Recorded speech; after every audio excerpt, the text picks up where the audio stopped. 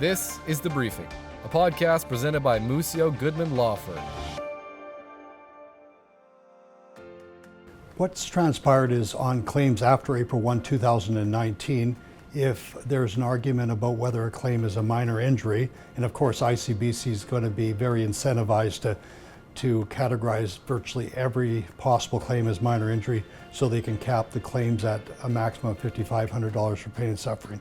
So in those situations where ICBC unilaterally decides the claim is a minor injury, you can dispute the claim through the Civil Resolution Tribunal. Similarly, if ICBC refused to pay Part 7 benefits, which is medical and rehabilitation expenses, you can go through the Civil Resolution Tribunal or the CRT for to argue that you ought to be paid those for those expenditures. And also, if your claim in ICBC's eyes is less than $50,000, then it's also within the jurisdiction of the CRT.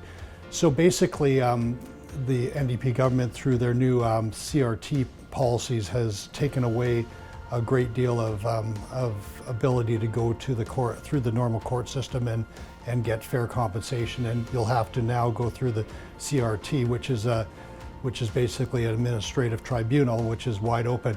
And there hasn't been, at the time I'm speaking, any cases that have been heard through the CRT about injury claims, so it's wide open as to what happens. But some of the examples is that the adjudicators that have been chosen by the government to sit for a 2-year term are generally all not ones that have a tremendous amount of legal experience, in my view, and I'm speaking because I've got 28 years.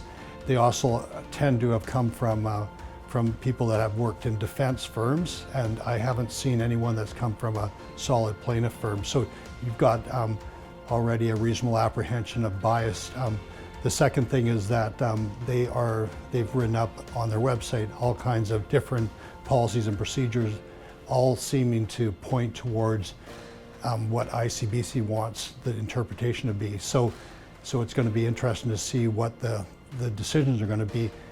But the bigger thing is that it's a matter of the average person is going to have a hard time finding a lawyer to do a CRT tribunal hearing for them, because there's not a lot of economic return for the lawyer relative to a lot of work.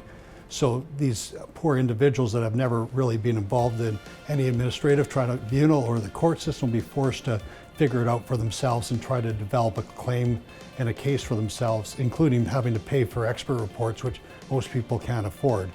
So they're going to be forced to, if they don't like the decision of ICBC, to go forward with the CRT, and it involves a wide array of evidence ranging from completely inadmissible hearsay evidence to somebody scratching out a statement on a piece of paper to stuff that you would never see in the court system. So it's basically, and I hate to use this word, but it's like a kangaroo court or the Wild West, so to speak. We've heard that in the public, but it's basically a situation where anything goes, and unfortunately is geared heavily towards ICBC.